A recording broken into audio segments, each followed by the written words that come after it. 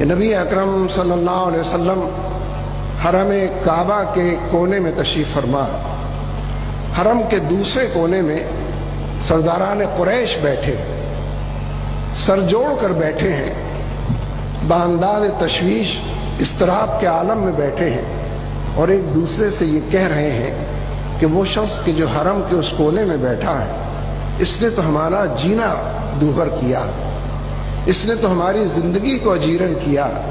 یہ ہمارے بتوں کو برا کہتا ہے، آباء و اجداد کے دین کو غلط کہتا ہے، کیسے اس سے نجات پائی جائے؟ معاشرے میں جو بھنور، جو طوفان اٹھا ہے، معاشرے میں جو آپا دھاپی، جو انتشار برپا ہوا ہے، کیسے اس سے نجات پائی جائے؟ سرداران قریش اپنی تشویش کے اظہار کے لیے اپنی مجلس کے اس ایجنڈے پر گفتگو اور تبادلہ خیال کر رہے تھے کہ انہی میں سے عتبہ بن ربی اٹھ کر کھڑا ہوا، اور عتبہ نے کہا کہ لوگو، اے سرداران قریش، اگر تم میری بات مانو اور مجھے اپنا سردار جانو تو میں تمہاری اس تشویش اور اضطراب کو ان تک پہنچاتا ہوں جو حرم کے اس کونے میں بیٹھے۔ کیا عجب کہ کوئی مل جل کر چلنے کا کوئی پروگرام ہاتھ آ جائے، پھر جو کچھ وہ کہیں وہ تم تک پہنچاتا ہوں۔ سرداران قریش نے یہ سنا تو عتبہ بن ربی کی اس پیشکش کو فوراً قبول کر لیا اور کہا کہ عتبہ، جاؤ اور جا کر ہمارا پیغام اور ہمارے اضطراب سے ان کو آگاہ کرو، پھر جو کچھ وہ کہیں وہ آ کر ہم کو بتاؤ۔ عتبہ اٹھا، نبی اکرم صلی اللہ علیہ وسلم ذکر و فکر کے اندر مشغول تھے، آپ کی خدمت اقدس میں حاضر ہوا، آپ نے سر اٹھا کر اس کی طرف دیکھا، بیٹھنے کا اشارہ کیا اور پھر پوچھا کہ ابو الولید، کیسے تمہارا آنا ہو؟ عتبہ گویا ہوا، اس نے کہا کہ بھتیجے، تم نے پوری قوم کو آزمائش میں ڈال رکھا ہے، تم ہمارے بتوں کو برا کہتے ہو، آباء و اجداد کے دین کو غلط کہتے ہو، تم ہمارے رسوم و رواج کو غلط کہتے ہو، تم معاشرے کی ساری قدروں کو تلپٹ اور القت قرار دیتے ہو، تم ہمارے ہر کہے کو اس پر خط تنسیخ پھیرتے ہو۔ تم بتاؤ کہ آخر کیاتے کیا ہو؟ اگر دولت چاہتے ہو، اس قدر دولت کے انبار لگائیں گے کہ تم اس کے اندر گم ہو کے رہ جاؤ گے۔ عزت و شہرت چاہتے ہو، ہم تمہیں اپنا سردار بنائے لیتے ہیں، تمہاری مرضی اور منشا کے بغیر، تمہارے کہے اور ایما کے بغیر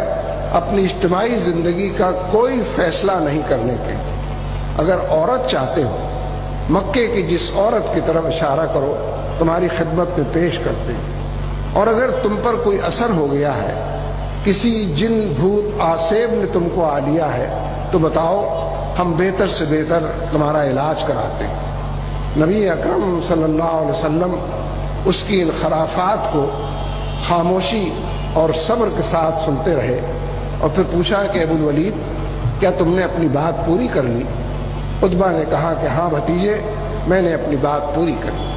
آپ نے فرمایا کہ اچھا، تو اب میرا جواب سنو۔ آپ نے سورہ حامیم سجدہ کی تلاوت کرنی شروع کی، آیت سجدہ آئی تو آپ سجدے میں گئے، سجدے سے اٹھ کر بیٹھے اور پوچھا کہ ابو الولید، کیا تم نے میرا جواب سن لیا؟ اس نے کہا کہ ہاں بھتیجے، میں نے تمہارا جواب سن لیا۔ سرداران قریش دور سے بیٹھے اس منظر کو دیکھ رہے تھے۔ عتبہ وہاں سے اٹھا، واپس سرداران قریش کی طرف لوٹا تو بانداز سرگوشی، چمگوئی کے انداز میں سرداران قریش نے ایک دوسرے سے کہا، ارے یہ تو وہ شخص ہے ہی نہیں جو تھوڑی دیر پہلے یہاں سے گیا تھا، ہم نے تو بڑا لمبا تڑنگا، لمبے ڈگ بھرتا ہوا عتبہ بن ربی بھیجا تھا، اس کی تو چال بدلی ہوئی، یہ پیر رکھتا کہیں ہے، پڑتے کہیں ہے، اس کا تو جسم مزمحل نظر آتا، اس کے تو چہرے کا رنگ فق پڑا ہوا ہے، کیسا مضبوط اور شاندار عتبہ بن ربی ہم نے بھیجا تھا، کیسا گیا گزرا منحنی اور ضعیف عتبہ واپس آتا ہے۔ سرداران قریش یہ گفتگو آپس میں کر ہی رہے تھے کہ عتبہ ان کے درمیان واپس پہنچ گیا اور چلا کر اس نے کہا کہ سرداران قریش، اگر تم میری بات مانو تو اس شخص کو اس کے حال پر چھوڑ۔ ایک عجیب و غریب کلام میں نے سنا۔ کون سا کلام؟ وہی سورہ حامیم سجدہ جو ہم سب کے گھروں میں موجود قرآن کے نسخوں کے اندر موجود ہے، ہمارے اپنے دلوں کے اندر موجود و محفوظ ہے۔ نمازوں میں ہم پڑھتے اس ایک عجیب و غریب کلام میں نے سنا ہے، کافر کہہ رہا ہے، مشرک عتبہ بن ربی، کوئی انقلاب آنے والا، کوئی تبدیلی رونما ہونے والی، معاشرے کے اندر اقدار کا کوئی مد و جزر ہونے والا، حالات کے اندر ایک ایسا تغیر جس کے نتیجے میں سب کچھ تلپٹ ہو جائے، ایک نیا نظام جنم لے۔ عجیب و غریب کلام سن کر آیا ہوں، اس شخص کو اس کے حال پر چھوڑ دو، اگر یہ کامیاب ہوتا ہے تو اس کی کامیابی میں تمہاری کامیابی، اور اگر یہ ناکام ٹھہرا تو تمہارے کچھ کیے بغیر تمہیں مقصد حاصل ہو جائے۔ سرداران قریش نے عتبہ کی یہ بات سنی تو غصے سے آگ بگولا ہو گئے، آپے سے باہر ہو گئے، اٹھ کر اور مل کر سب کھڑے ہو گئے اور چلا کر سب نے کہا کہ عتبہ تم پر بھی اس کا جادو چل گیا، ہم نہ کہتے تھے کہ یہ شخص جادوگر ہے، جو اس کی سنتا ہے وہ اسی کی ہاں میں ہاں ملاتا ہے، جو اس کے قریب سے گزر جاتا ہے وہ اسی کا گرویدہ ہو جاتا ہے۔ عتبہ زیادہ زور سے چنگھاڑ کر بولا اور اس نے کہا کہ سرداران قریش، تم کہتے ہو کہ یہ شخص جادوگر ہے، ہم نے بڑے بڑے جادوگر دیکھے ہیں، خدا کی قسم یہ جادوگر نہیں ہے۔ تم کہتے ہو کہ کاہن و مجنوں ہے، ہم نے یہ بال دھوپ میں سفید نہیں کیے ہیں، خدا کی قسم یہ کاہن اور مجنوں نہیں ہے۔ تم کہتے ہو کہ یہ ساحر ہے، نہیں یہ ساحر بھی نہیں ہے، ایک تبدیلی کا عنوان ہے، ایک انقلاب کا پیش خیمہ ہے۔ عجیب و غریب کلام سن کر آیا ہوں، اس کو اس کے حال پر چھوڑ۔ اب آپ ذرا دیکھیے کہ سرداران قریش نے نبی اکرم صلی اللہ علیہ وسلم کو سبھی کچھ تو پیش کر دیا،